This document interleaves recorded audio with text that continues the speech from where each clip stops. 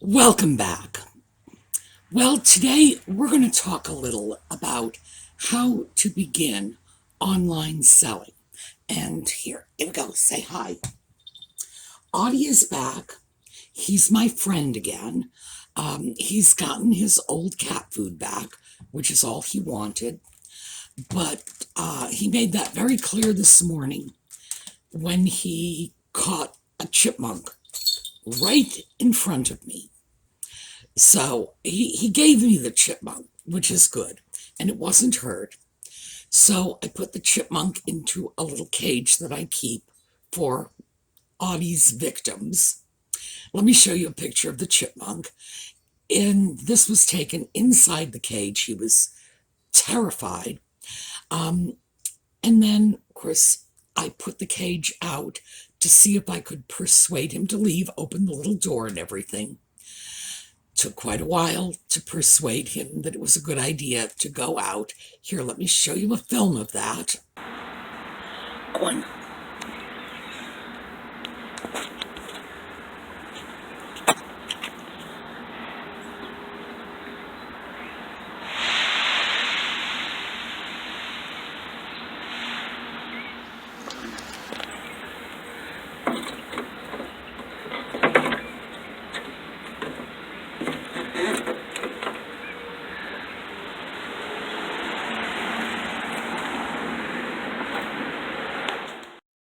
As you can see, eventually he left.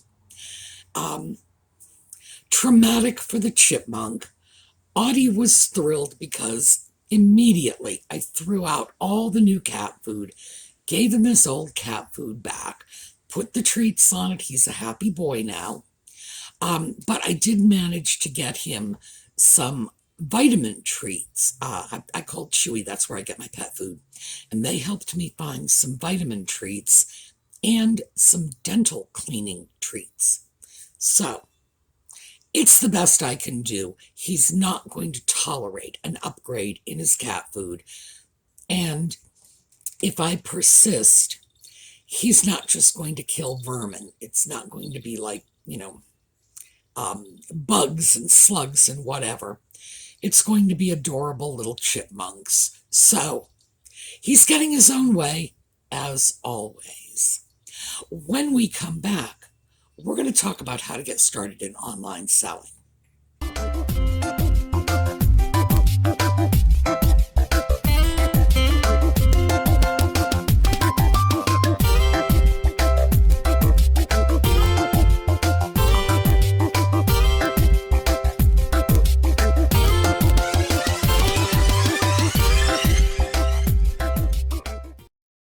The reason we're doing this is because the ladies over on the SueMe's Angels Facebook page have talked to the group about what they would like to see in terms of project videos. What do you want from me? And one of the requests was an introduction to online selling. And I have done some online selling videos before, but I don't think I'm providing you the content, either the content that you want or the way you want it. So I'm going to try just some basics. I am going to approach this from the point of view of someone who has never sold anything online, period. So, the two most popular online selling platforms are eBay and Etsy. eBay is much more popular. Etsy is not even a close second. It is a distant second. But Etsy works for some people. So what we're going to talk about is sort of generic how to begin selling online regardless of the platform, but we are going to take obviously a closer look at eBay and Etsy because they are the most popular. So, number one, if you do not have a PayPal account, this is the point where you will want to open your PayPal account. you would like to have your account open before you actually start selling online. Now, it is not an absolute necessity that you use PayPal. You do have to be able to take electronic payments. eBay requires it, and PayPal is the one that most of your customers will default to. So if you want to do business on eBay, although technically you can do it without PayPal, it's going to be like tying one hand behind your back, because when people start to check out, if they don't see the PayPal button, they may end up just backing out of the transaction, either because they're confused or because they were unprepared.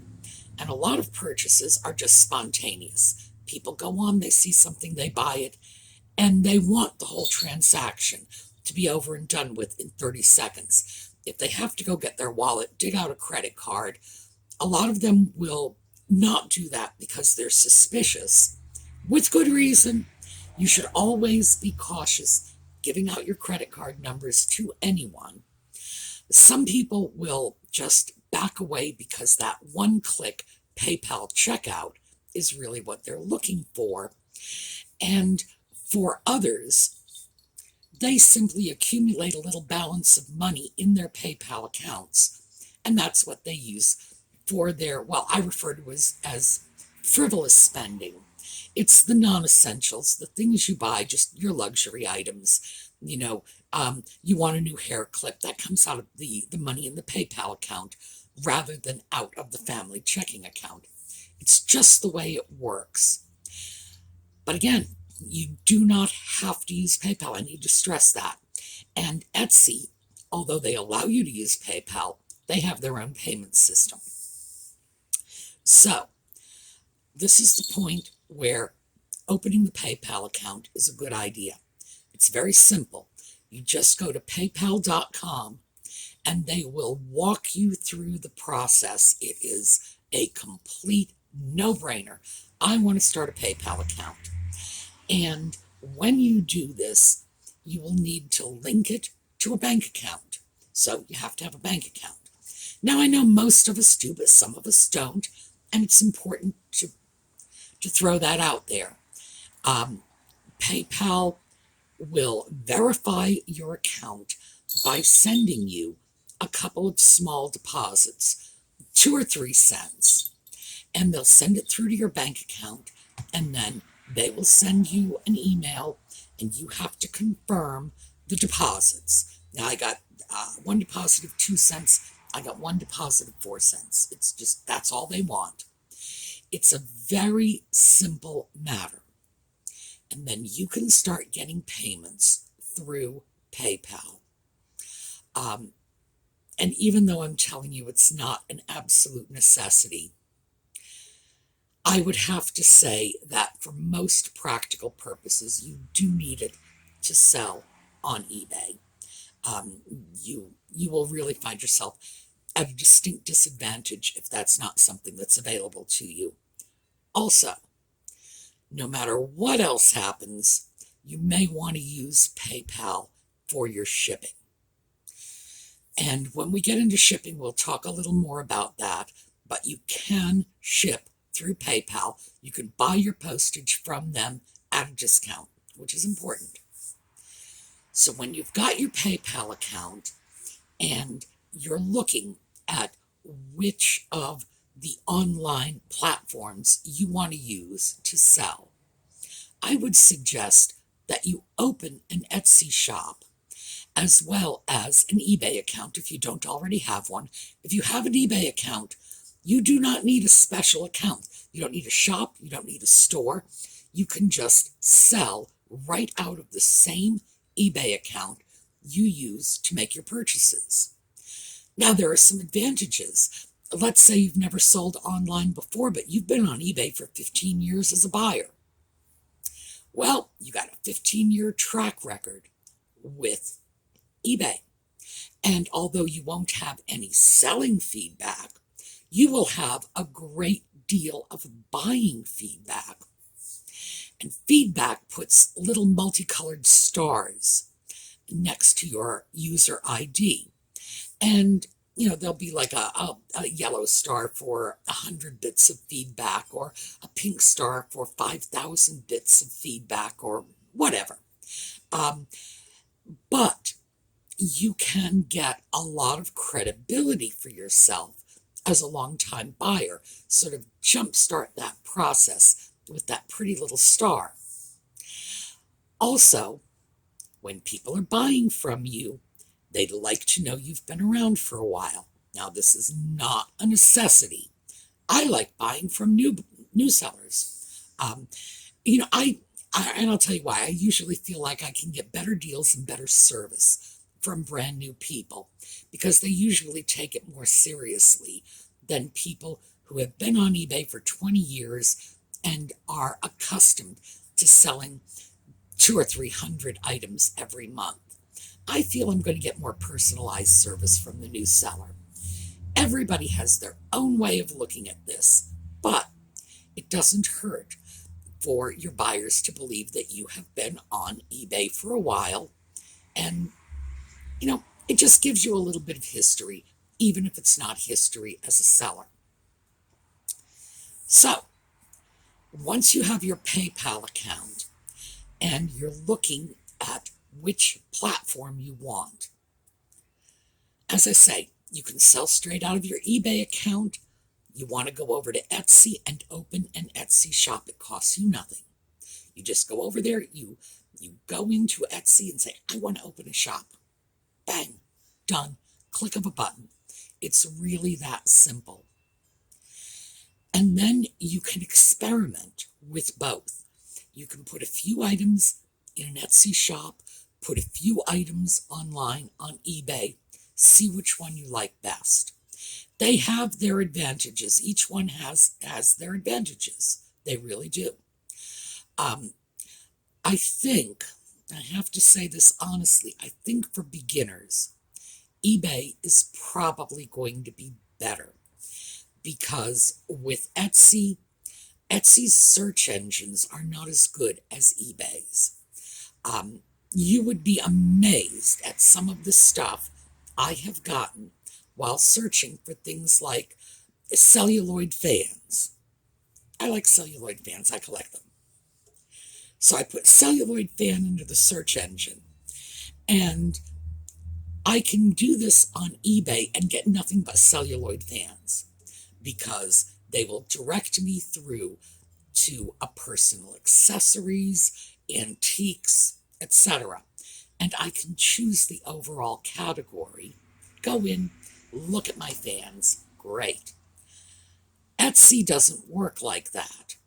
You will get whatever the seller has determined is celluloid and fan, which can include all kinds of things. I got a Starbucks coffee cup, a plastic Starbucks coffee cup, not celluloid at all, with the Red Sox logo on it, from looking up celluloid fans on Etsy once. Now I realize things like that encourage sellers to misidentify their products. I was looking for something different, I saw this. But as a seller, of course, you don't want that. You want your only competition to be other celluloid hand fans. You don't want to have your customers distracted away by other items that have nothing to do with what they're looking for or what you're selling. So I would have to say, if you want the exposure, eBay is the way to go, because they will require you to put your item in the appropriate category. They choose the categories.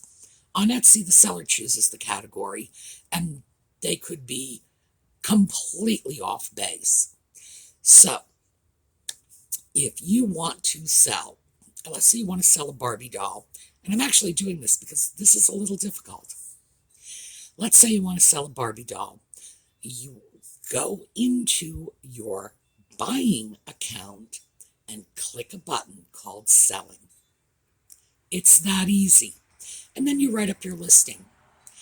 As you are writing up your listing, and we'll get into writing listings later, but we're talking about categories now. As you are writing up your listing, the very first thing eBay makes you do is choose a category. So you go into the category of dolls and bears. I don't know why they're together. Dolls and bears. And then you go to Barbie dolls.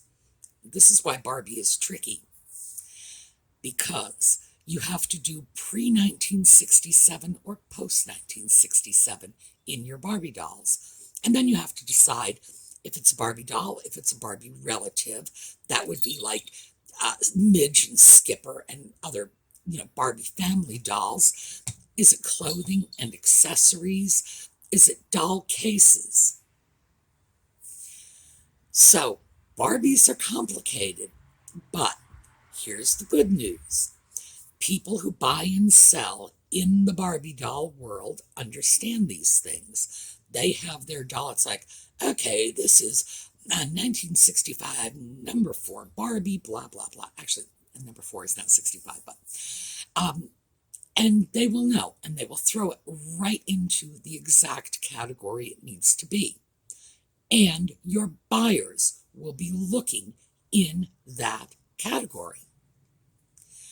What happens in Etsy is you choose your own descriptions. You put in whatever word you want. If you mistype the word, you're in trouble. So mistypings, misspellings, misidentifications, that's all on you. If you are unable to determine the exact category of your item, now Etsy does have some general categories, but doesn't work the same way eBay does. If you're unable to determine the exact category, you could find yourself selling in the wrong category. So, once you begin your process of selling, try both. See which one works for you. You may do well with Etsy because people go there for handcrafted items. They often go there for vintage or antique items. Usually, if I'm looking for something in particular, I'll check both eBay and Etsy.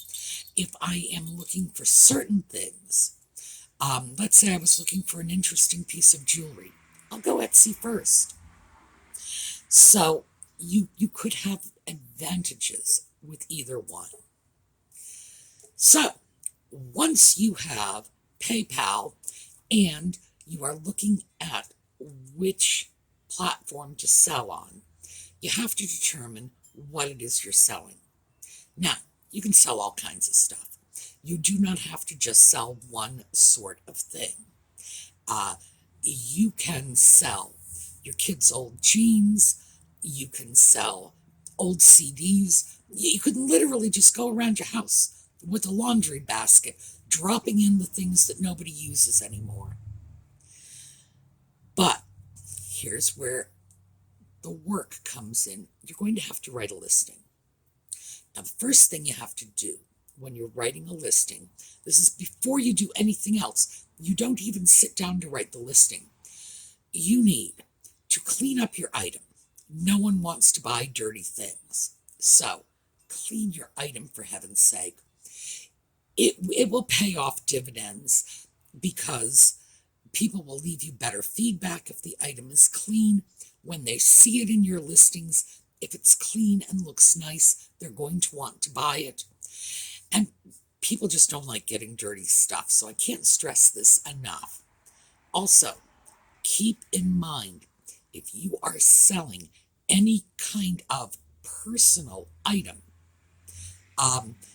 like something other than car tires, for example, if you are selling porcelain, a coffee mug, a measuring cup, a candy dish, clothing items, keep in mind that we are coming out of COVID.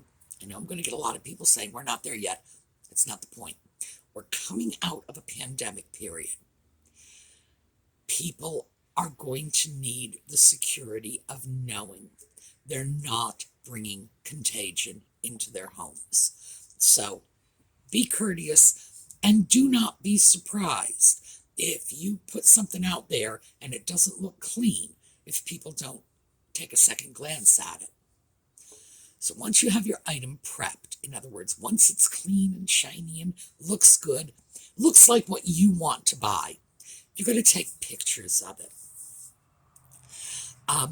eBay and Etsy both give you, I guess it's about a dozen pictures you can put up.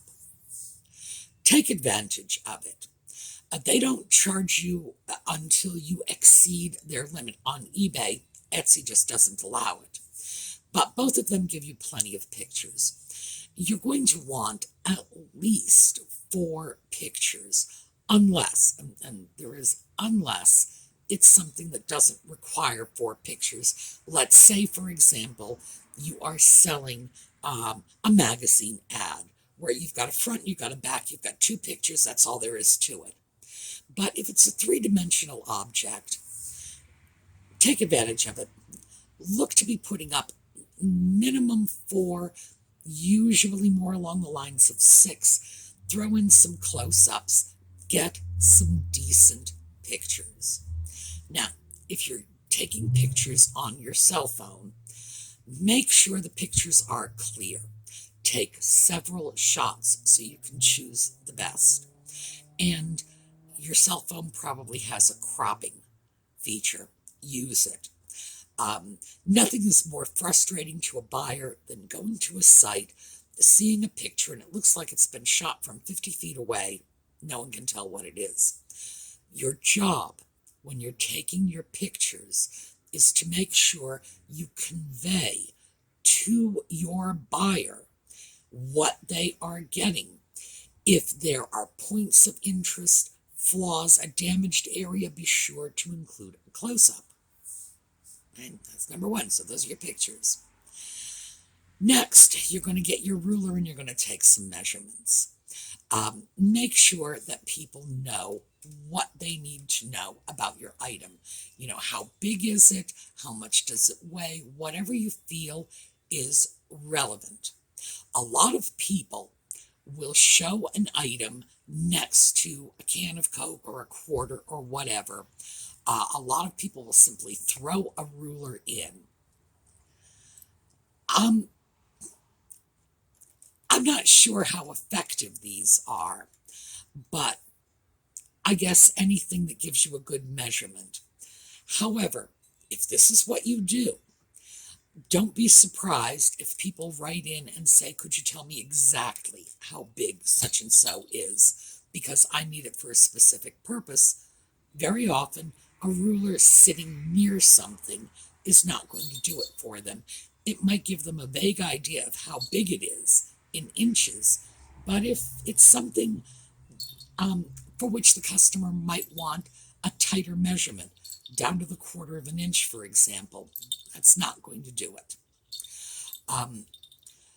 You need all of this information before you write your listing, because once you write your listing, now on eBay, you go into selling and it will say create a listing. This is where you're going to put in the information about your item, but also this is where you're going to put in your usual shipping practices. Are there countries you don't ship to? Is this, domestic only?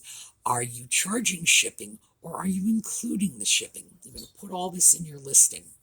And Etsy lets you save a template. I have cat hair in my nose now. eBay lets you save a template. I'm sorry, I think I just said Etsy lets you save a template. eBay lets you save a template.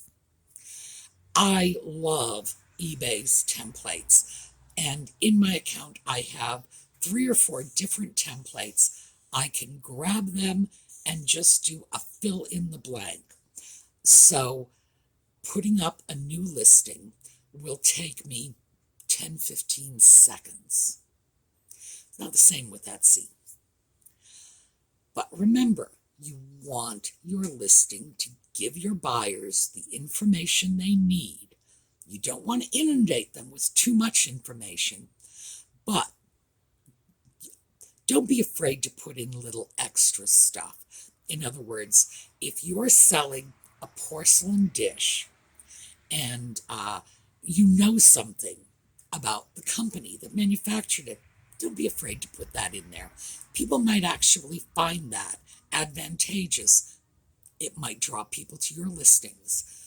So that's sort of the fundamental, how we get started. But keep in mind, I've glossed over some things. You need to consider how you're going to ship your items. Now, I would strongly suggest that before you sell anything, before you write that listing, you make sure you have a box to pack it in, because you don't want to be in a situation where you've written your listing, you've posted it to your online platform, it sells 30 seconds later, and you have to get it in the mail by tomorrow morning and you don't even have a box yet. So make sure you have the boxes you need for, if you're going to list it, make sure you've got the box for it. That's basically the rule of thumb. Make sure you have adequate packing materials. You do not necessarily have to use new boxes, but certainly use decent boxes.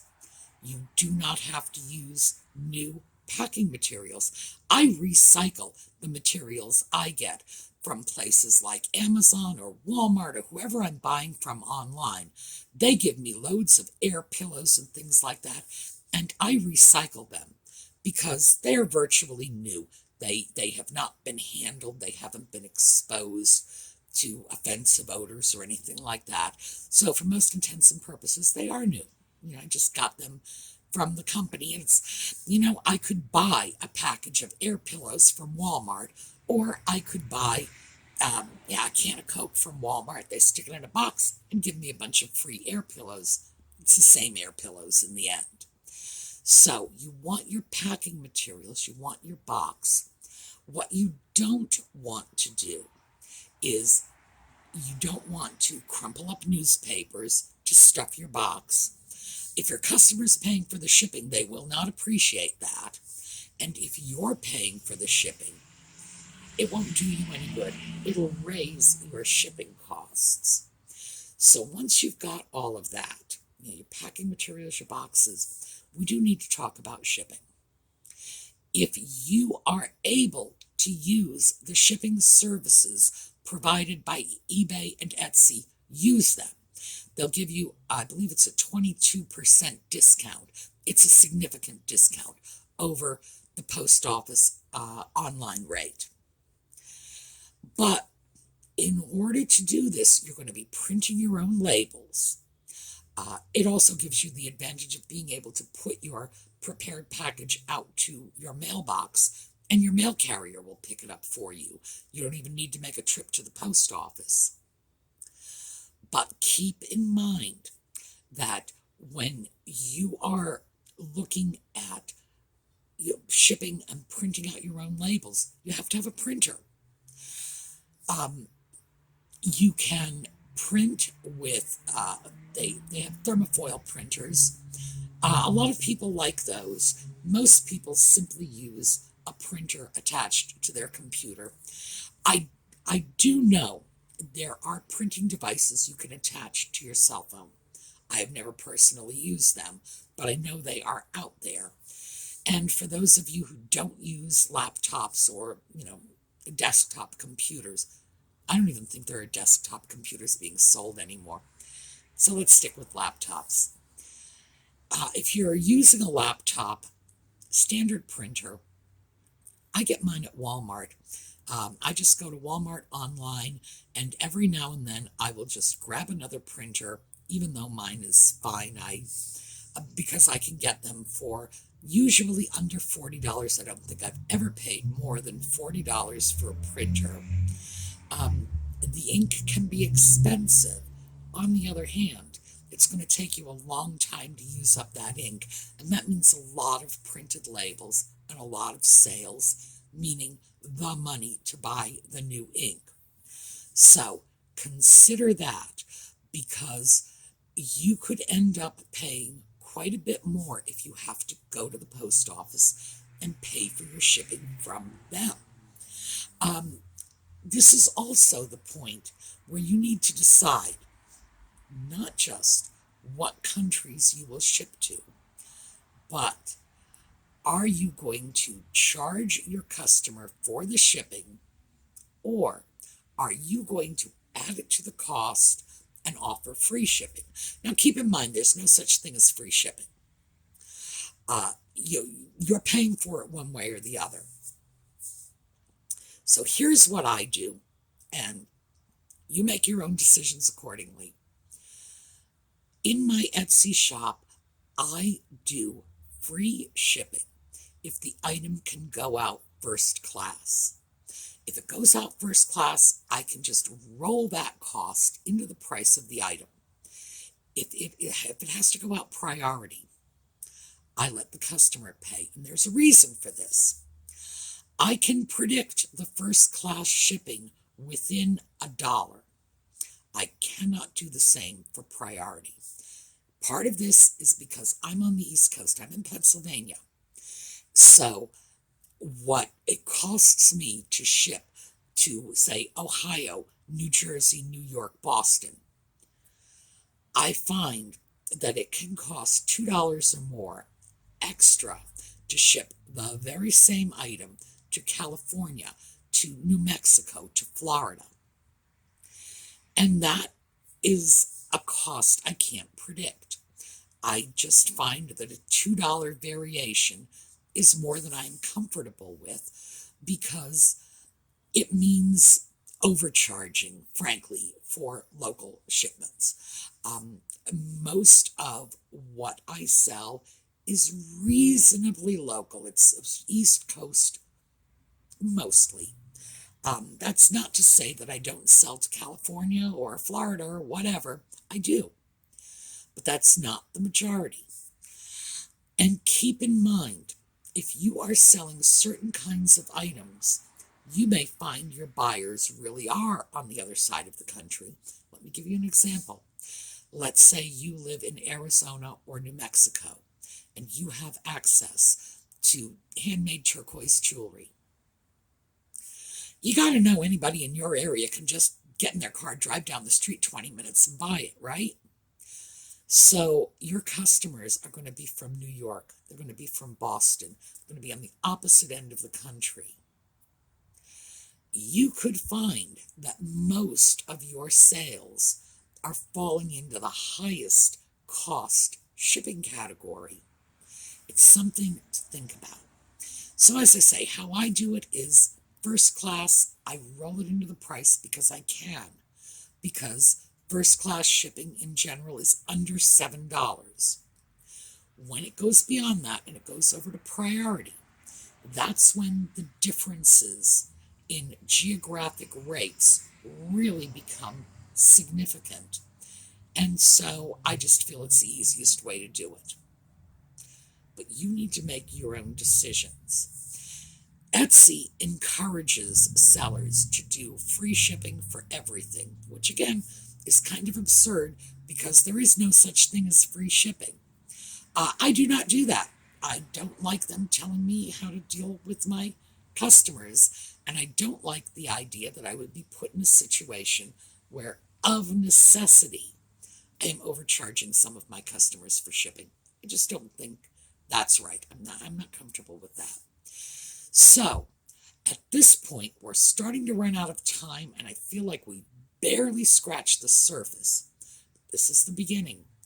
We are going to do a second part. We're going to start picking up on this, and we're going to look at the particulars of how to write listings, how to get your stuff together, pack it, ship it, all the rest of that, because clearly this is something you're interested in. Well, you've said so anyway. So I am willing to take you at your word. All right. I will see you again next week. Remember that we still have giveaways going on. They're going on the SueMe's Angels Facebook page. And here we have Colleen, Lisa, Steffi, and Karen. They're running the giveaways for us. So be sure to get over there and check in, because we have a lot of giveaways, and we are all determined that all of these giveaways are going to find homes in this holiday season. So as we leave, I'm going to share with you my newest slideshow, and this is Colleen Staver's house decorated for Halloween. So I just thought we'd sort of get into the October spirit. All right, have a great day. I will see you tonight if you are watching our Just Chatting videos. If not, I will see you next weekend for our thrifting videos. Have a great week.